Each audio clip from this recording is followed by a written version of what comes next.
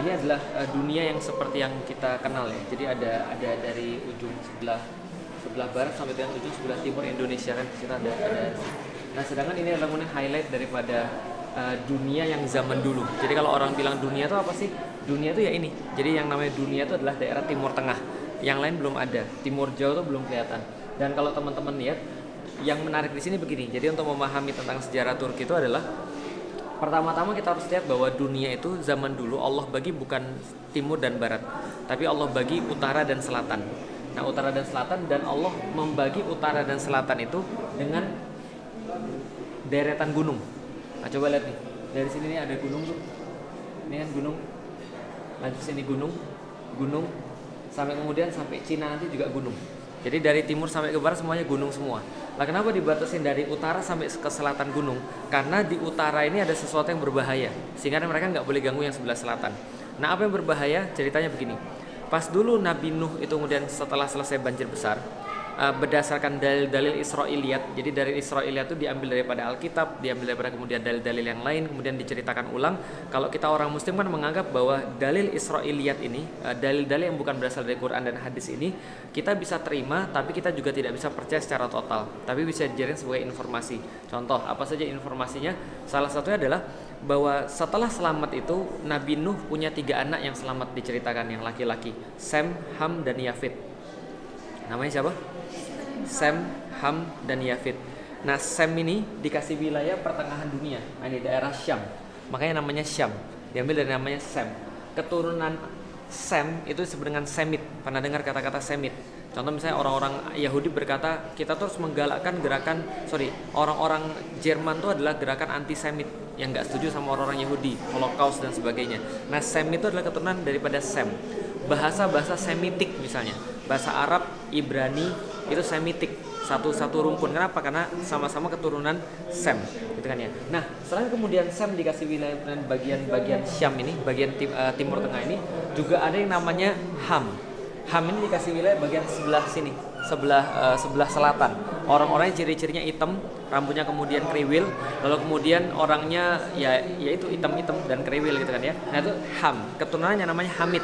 Contohnya misalnya orang-orang Afrika, orang-orang kemudian bagian-bagian selatan lah, Maroko yang awal dan seterusnya. Nah, yang utara itu dikasih kepada kemudian Yafid. Nah, ini daerah utara, bagian atas di atas gunung. Itu adalah orang-orang Yafid. Makanya orang-orang bilang bahwa Yafid ini adalah bapaknya orang-orang Mongoloid. Termasuk orang-orang Indonesia itu bapaknya adalah Yafid. Nah, kenapa? Karena Yafid ini tinggalnya di bagian utara. Kenapa kemudian Allah membatasi kemudian gunung supaya orang-orang utara nggak nyerang ke selatan? Karena orang-orang utara itu kemudian sadis-sadis, orang-orang kejem-kejem. Mereka bangsa penunggang kuda, mereka kemana-mana dikatakan oleh Rasulullah pakai sendal dari bulu. Lah kenapa? Karena dingin. Dan mereka orang-orang yang daerah atas-atas ini. Siapa aja keturunan Yafitik? Attila Dahan itu Yafitik, Viking itu Yafitik. Siapa lagi misalnya? Orang-orang Mongol itu Yafitik. Turki juga termasuk Yafitik. Nah, termasuk orang Cina juga Yafitik. Nah, makanya sejarah itu menghiasi bahwa seluruh peradaban itu, yang orang-orang di bawah, yang tengah dan bawah ini, semuanya menutupi seluruh celah-celah gunung ini kalau ada. Karena kan kalau ada gunung-gunung begini nih, ada kemudian kayak gini-gini sungai, ini kan membelah gunung nih. Nah, ini kan berarti kan ini kan bisa lewat orang. Nah, maka orang-orang tuh nutupin celah-celah ini supaya dari utara nggak nyerang ke selatan. Contoh misalnya Cina itu kemudian walaupun mereka Yafitik juga, mereka nutupin dari Mongol untuk nyerang ke sebelah selatan. Dari sini juga sama. Orang-orang nutupin ini juga. Orang-orang Itali, daerah Eropa sana juga nutupin dari atas. Kalau pernah baca Asterix dan Obelix itu juga sama kan. Ceritanya seluruh peradaban di dunia dari timur sampai ke barat itu menakutkan orang-orang yang sebelah utara. Karena orangnya kejem-kejem, orangnya sadis-sadis, orangnya pinter perang. Nah, ceritanya pada satu waktu pernah baca tentang Zulkarnain belum tahu? Al-Kahfi pernah baca? Surat Al-Kahfi terakhir tentang Zulkarnain kan. Zulkarnain disuruh Allah ke timur, suruh Allah ke barat. Ujungnya Allah suruh ke tengah. Di tengah itulah kemudian dia diminta oleh kaum untuk kemudian menutupi sebuah celah yang kemudian jadi tempat menyerangnya Ya'juj dan Ma'juj. Nah, Ya'juj dan Ma'juj ini golongan Yafitik. Jadi dari utara ke selatan juga. Maka dia kemudian membangun, kalau teman-teman baca di dalam Al-Quran, sebuah casting dari tembaga yang kemudian dicor, lalu kemudian membentuk tembok yang nggak bisa dilewati oleh orang-orang Ya'juj dan Ma'juj, gitu kan ya. Nah, ketika kemudian dia buat tembok itu, ada golongan Ya'juj dan Ma'juj yang tertinggal. Bahasa Arabnya taroka itu meninggalkan, yatruku turkan, taroka yatruku turkan, turika ditinggalkan. Akhirnya itulah kemudian dikasih nama Bani Turk, yaitu adalah orang-orang yang tertinggal. Ketika kemudian Zulkarnain kemudian ngeblok itu kemudian untuk supaya Ajuj dan Majuj nggak bisa nyerah. Nah, itulah bangsa Turki. Bangsa Turki ini kemudian berdasarkan hadis Rasulullah SAW, itu kata Rasul, orang Turki dibagi 3. Ada yang kemudian tetap dalam agama nenek moyang mereka, ada yang kemudian memerangi Anda, ada yang kemudian masuk Islam lalu kemudian membantu Anda. Nah, inilah Turki yang kita katakan sekarang. Makanya Rasulullah SAW bilang, watarku turka idza tarkukum. Jangan ganggu orang-orang Turki, tinggalkan orang-orang Turki selama mereka meninggalkan kalian. Nah, kenapa? Karena mereka pintar perang. Nah, orang-orang Turki itu asalnya dari sini. Dari daerah sebelah timur yang sekarang kita kenal dengan nama Xinjiang. Itulah kemudian daerahnya orang-orang Turki. Makanya kita lihat sebelah situ yuk. Ini kan Cina nih. Ya kan ya? Ini kan Indonesia di bawah sini. Nah, ini kan Xinjiang. Daerah sini nih kemudian orang-orang Turki banyak beremigrasi. Jadi kalau sekarang teman-teman lihat ada kasus di Uighur gitu kan ya, bukan Uighur, Xinjiang, orangnya namanya Uighur.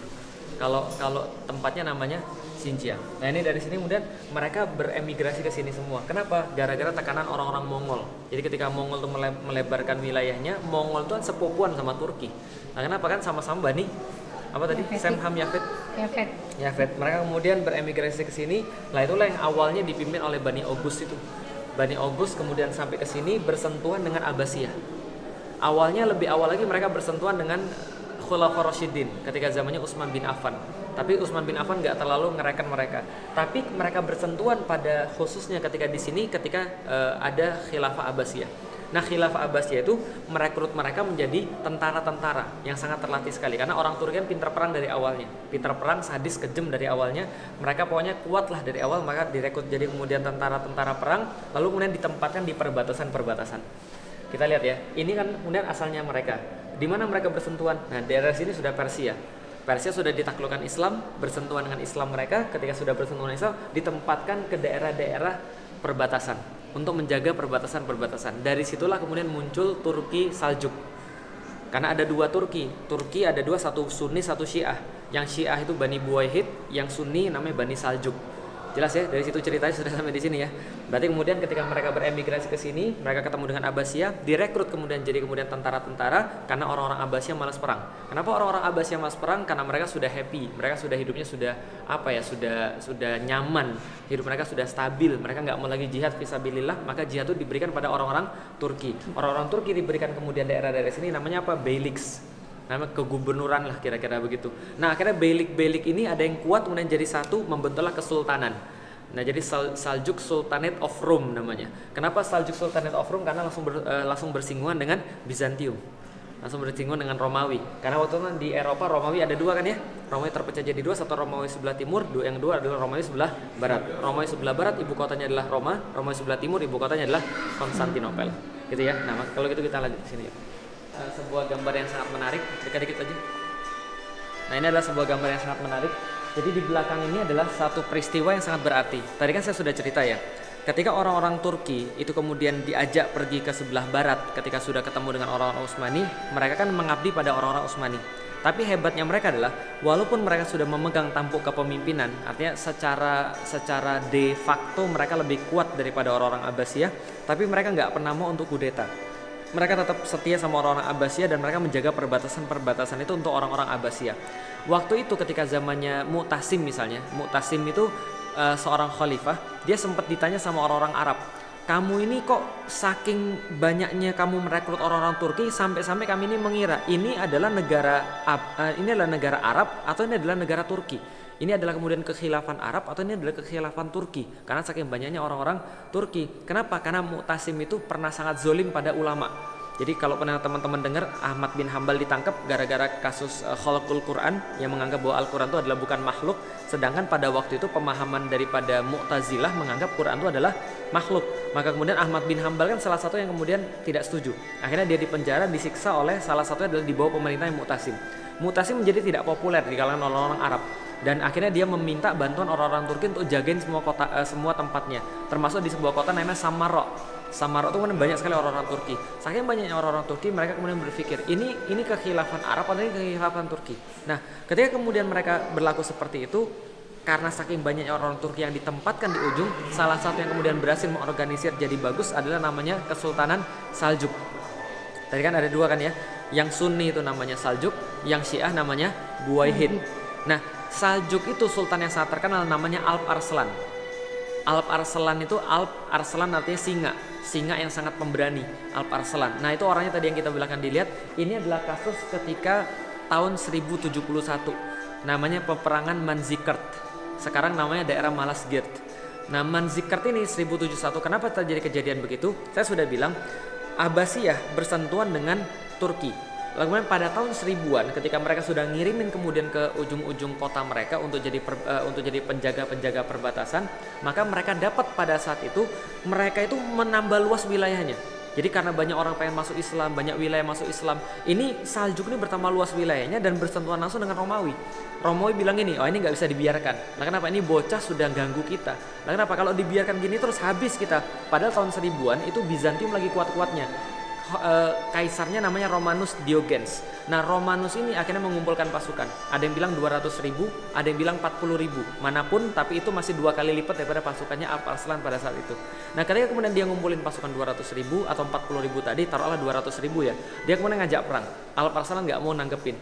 Tapi kemudian dia tetap ngajak perang. Akhirnya Alp Arslan mengerahkan seluruh pasukannya, memerintahkan seluruh pasukannya untuk pakai baju warna putih kayak di situ. Itu bukan hanya baju warna putih, tapi dia libet kemudian badannya pakai kain kafan. Dan seluruh pasukannya juga sama. Bahkan di perisai-perisainya juga dikasih kain kafan. Supaya kenapa? Maju, kalau kalian mati kalian sudah dikuburkan pakai ini. Tapi kalau kalian selamat berarti Allah sudah memenuhi janji pada kalian. Kalau kalian mati kalian akan syahid. Maka kemudian pasukannya setengah daripada pasukan Konstantinopel, Romawi waktu itu, kemudian dikalahkanlah pasukan Bizantium atau Romawi tadi. Lalu kemudian rajanya ditawan. Nah ini dibawa namanya Romanus Diogenes. Nah ketika ditawan itu kemudian tangannya diikat di belakang. Alp Arslan bilang sama dia begini, kalau kamu jadi saya dan saya jadi kamu, kalau kita bertukar tempat, kira-kira kalau kamu yang nawan saya, kamu ngapain saya? Rajanya kemudian bilang, ya saya bunuh kamu dan saya akan hinakan kamu, mungkin saya akan seret kemudian mayatmu dengan kuda saya. Alp Arslan bilang, saya bisa melakukan itu, tapi saya akan melakukan sesuatu yang lebih menghinakan kepada dirimu. Apa yang lebih menghinakan? Dia mengirimkan pasukannya untuk mengawal Raja Romanus ini dibebaskan dan dikawal balik ke Konstantinopel dengan bendera la ilaha illallah Muhammadur Rasulullah. Nah, itu ditulis oleh Ibnu Katsir. Nah, itu ditulisnya itu adalah penghinaan yang luar biasa bagi orang-orang Kristen pada saat itu. Menurut orang-orang Kristen. Kenapa? Menunjukkan kebesaran Islam, kebaikan Islam, kemudian untuk membebaskan mereka dengan cuma-cuma. Sampai kemudian di Konstantinopel, rajanya ini malu luar biasa, paus yang di Roma apalagi. Maka paus yang ada di Roma setelah diprovokasi sama Peter the Hermit namanya, lalu kemudian mengeluarkan fatwa-fatwa yang kemudian menjelek-jelekkan Islam. Lalu kemudian orang-orang kemudian jadi paham bahwa Islam itu kayak jelek banget, hoax. Nah inilah hoax yang pertama terbesar seumur dunia. Nah, kenapa? Ya nggak pertama sih, tapi termasuk hoax yang terbesar di dunia. Disebarkan kemana-mana. Orang Islam tuh suka makan bayi. Orang Islam tuh pakai kalung dari kemudian tengkorak bayi. Orang Islam tuh adalah antikristus. Orang Islam tuh adalah tidak suka dengan kebaikan. Mereka makan mayat. Kayak gitu-gitulah. Pokoknya mereka antikristus, mereka anti agama kita. Mereka pengen menghancurkan Kristendom dan sebagainya. Akhirnya muncul seruan perang salib dari peristiwa ini. Nah ini peristiwa Manzikert 1071. Perang salib pertama 1089 kalau saya nggak salah, 1090-an. Lalu kemudian berakhir pertama kali 1189-an, sekitar 200-an tahun. Nah maka inilah kemudian yang menjadi cikal bakal perang salib. Paham ya? Nah ketika perang salib itulah kemudian terjadi antara clash antara Kristen dan Islam.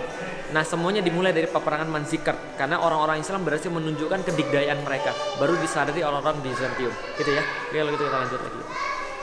Pasca pemerintahan Alp Arslan itu kemudian Saljuk hancur karena sultan-sultan setelahnya kan pada berebut kekuasaan. Nah setelah kemudian Saljuk ini hancur, maka semua kesultanan Turki ini, kesultanan orang Turki dan yang lain-lain ini disatukan oleh satu orang lagi. Namanya siapa? Ini namanya. Maka kita masuk kepada Utsmani yang menyatukan namanya Utsman Bey atau Ghazi Utsman.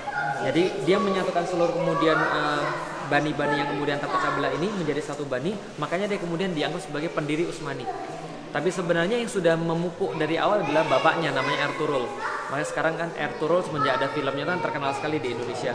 Sampai beberapa orang nama anaknya sekarang Ertuğrul, bukan lagi Fatih gitu kan ya. Nah ini adalah orangnya, ini anaknya Ertuğrul, Osman bin Ertuğrul. Nah dia ini kemudian berhasil menyatukan seluruh orang-orang yang ada di sini dan dia punya satu keistimewaan yang sangat luar biasa. Nanti saya ceritakan di situ. Nah Osman ini kemudian punya anak namanya Orhan. Nah sampai di titik ini itu orang-orangnya masih sama. Jadi wajahnya tuh masih wajah-wajah mirip-mirip Uighur. Jadi mirip-mirip Turki asli, nggak kayak sekarang. Kalau Turki kayak sekarang kita lihat loh kok Turki ini kayak Eropa. Karena mereka sudah nikah sama banyak orang. Karena Orhan ini nanti punya istri orang Eropa. Ada yang bilang orang Serbia, ada yang bilang orang Bosnia, ada yang bilang orang Yunani dan seterusnya. Nah ini Orhan lalu kemudian punya anak namanya Murad. Nah Murad ini kemudian melanjutkan kemudian penaklukan. Murad punya anak namanya Yildirim Biyazid. Yildirim sudah tahu kan artinya kan ya? Ada yang tahu artinya? Petir. Kenapa petir? Kenapa namanya Yildirim Biyazid? Karena dia bolak-balik Asia Eropa untuk menaklukkan wilayah-wilayah di Asia Eropa. Dia balik menaklukkan Karaman, balik lagi menaklukkan sini, balik lagi menaklukkan. Jadi kemudian orang bilang dia petir karena gerakannya cepat sekali dalam jihad. Namanya Yildirim Biyazid. Ini kemudian ketika dia mau menaklukkan Konstantinopel, karena pengen kemudian menaklukkan Konstantinopel, nanti saya cerita kenapa sih ini orang pengen semua menaklukkan Konstantinopel, nanti saya cerita. Nah ketika Yildirim pengen menaklukkan Konstantinopel, dia bersentuhan dengan satu lagi kekuatan yang hebat yang baru muncul daripada Mongol. Salah satu keturunan daripada Genghis Khan itu masuk Islam. Akhirnya kemudian keturunannya ada namanya Timurlang. Nah Timurlang ini kemudian memerangi saudaranya sendiri. Karena dia bilang bahwa saya pengen bahwa saya jadi pemimpin seluruh kaum muslimin di seluruh dunia. Nah maka ketika dia memerangi kemudian kaum muslimin sendiri, akhirnya ketika berperang, setelah itu kemudian ini kemudian berhasil ditangkap sama Timurlang, ditahan di satu tempat. Kalau dari gambarnya kayaknya Yasil Jami ditahannya di sana. Nah ketika ditahan di sana, meninggal dalam kemudian kurungan. Setelah meninggal, anak-anaknya berebut kekuasaan.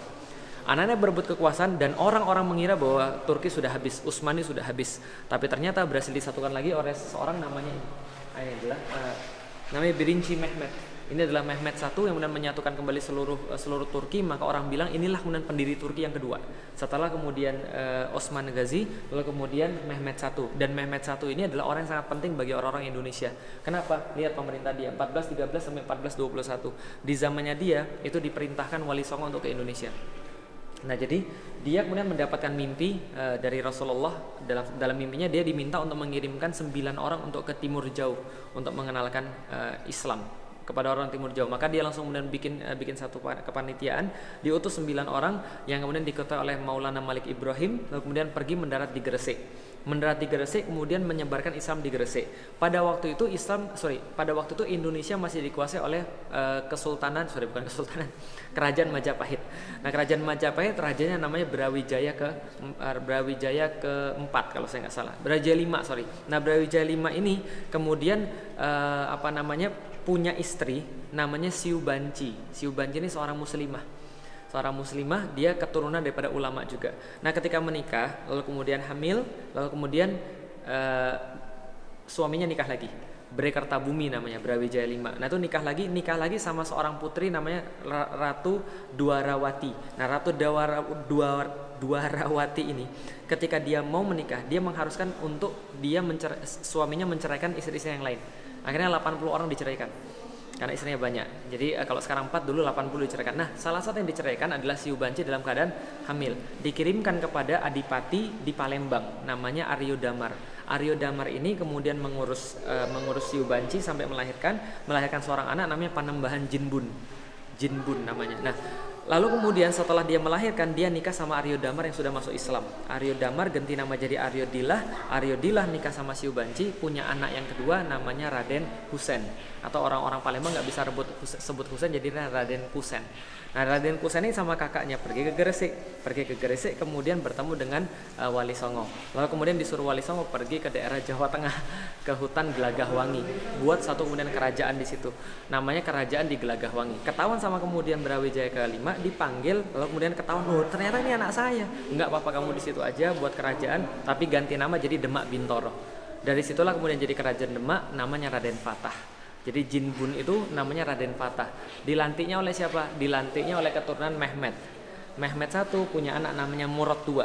Murad II ini adalah bapaknya Muhammad Al-Fatih. Lalu kemudian dia banyak sekali menerjemahkan bahasa Arab ke dalam bahasa Turki karena dia juga seorang yang sangat pintar bahasa Arab dan sangat tenang pembawaannya, sangat lembut pembawaannya, tapi kalau perang sangat luar biasa ngeri. Makanya orang-orang Hungaria, orang-orang Rumania, orang-orang ya manapun juga lah, Albania, semuanya takluk sama Murad. Murad punya anak, nah ini saya, gitu kan ya. Namanya Muhammad Al-Fatih. Nah, saya kan namanya Muhammad Al-Fatih. Nah inilah kemudian pada tahun 1479 dia melantik Raden Fatah menjadi Sultan Demak. Jadi Indonesia punya banyak sekali kaitan dengan Utsmani. Jadi kalau di Indonesia sekarang bilang bahwa khilafah nggak ada, ya suruh belajar lagi sejarah. Nah kenapa? Kalau belajar sejarah kita nggak akan bisa menafikan bahwa dari situlah kemudian datang Islam. Kalau bilang Islam Nusantara, kita berhutang banyak pada khilafah. Nah kenapa? Karena khilafah itulah kemudian mengirimkan kemudian utusan-utusan ke Nusantara. Bisa difahami ya? Nah kemudian ini Muhammad Al-Fatih yang nanti menaklukkan Konstantinopel. Kenapa sih kemudian 7 ini yang dipasang doang? Ya karena ini kan ruangan penaklukan Konstantinopel. Maka 1, 2, 3, 4, 5, 6, 7. Berarti takluknya pada keturunan ke 7. Oke kalau itu sini. Tapi lebih luas sih sebenarnya daripada ini. Kalau teman-teman lihat ini kira-kira kebayang apa? Dari tengah jadi. Nah, teman-teman nggak apa-apa sini boleh. Kalau lihat ini kebayang apa kira-kira? Kebayang apa nih? Ini bentuknya kayak apa nih? Lihat-lihat aja.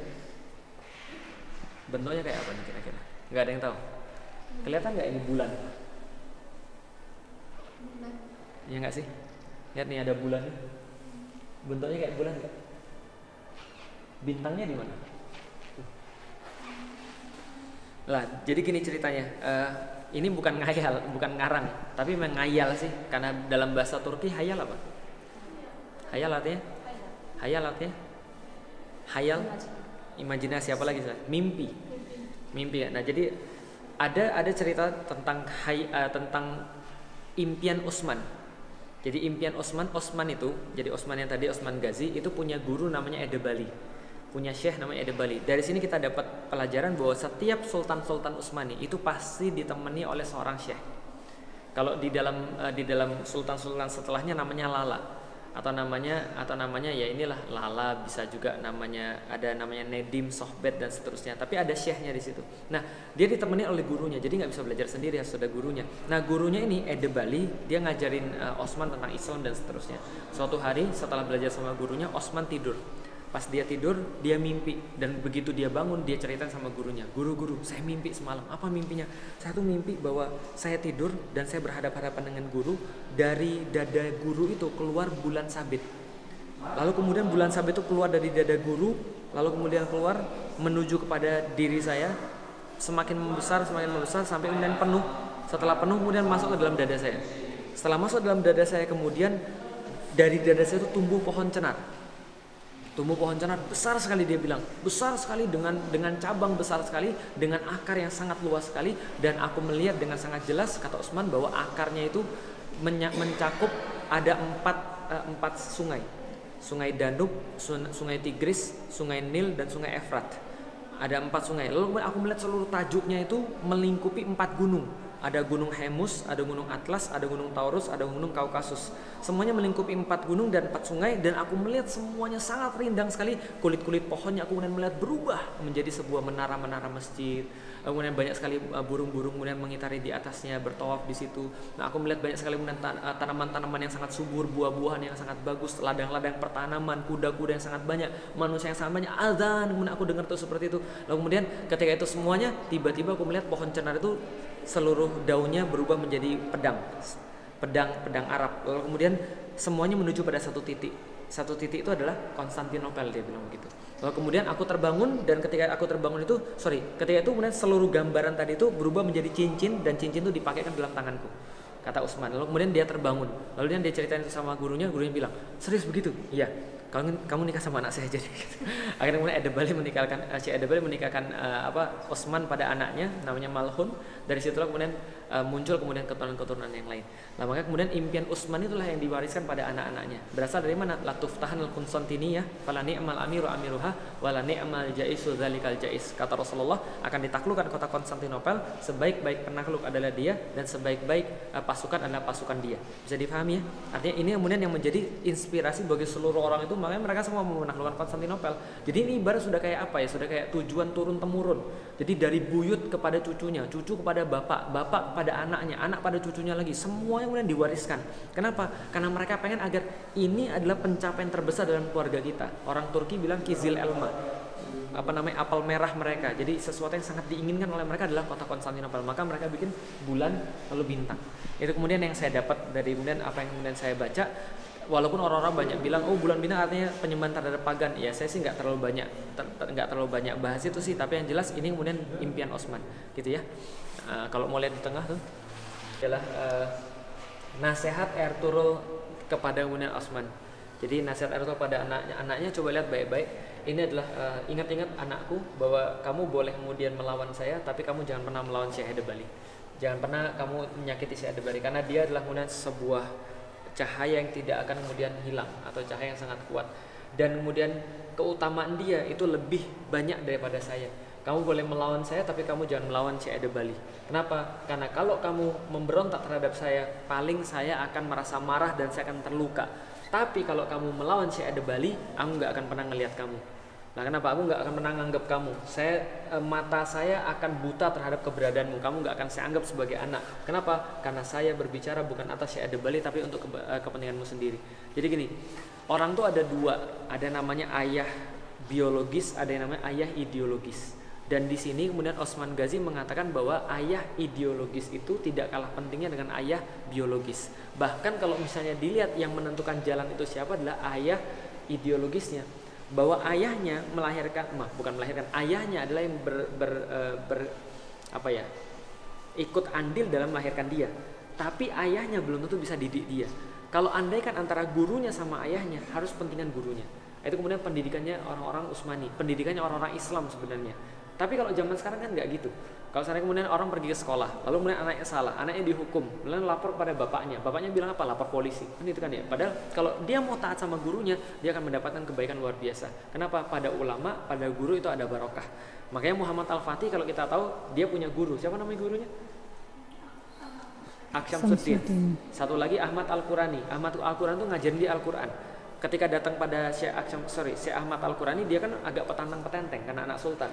Lalu Ahmad Al-Qurani bilang, saya boleh didik anak ini dengan baik, sultan. Pada Murad bilang, ya terserah, kan kamu syekhnya. Kemudian dipakai kemudian kayu, dipukul oleh Muhammad Al-Fatih. Kayunya patah, lalu kemudian Muhammad Al-Fatih dari situ merasa takut sama gurunya, sejak itu sangat hormat sama gurunya, lalu dia bisa menghatamkan Quran umur 8 tahun. Jadi kalau guru itu mukulnya aja barokah, dan guru kan nggak mungkin sembarang mukul. Mukulnya aja barokah, apalagi kalau dia sayang sama seorang murid. Tapi kalau guru itu kemudian nggak ridho sama seorang murid, nggak akan bakal didapetin ilmunya. Karena Allah tuh menurunkan ilmu pada manusia itu lewat guru.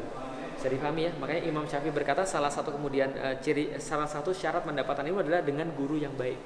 Selain dengan semangat, sungguh-sungguh, dengan harta, dengan apalagi dengan kecerdasan dan waktu yang lama, gitu ya. Tapi salah satu adalah guru. Yuk, kalau gitu kita lanjut lagi.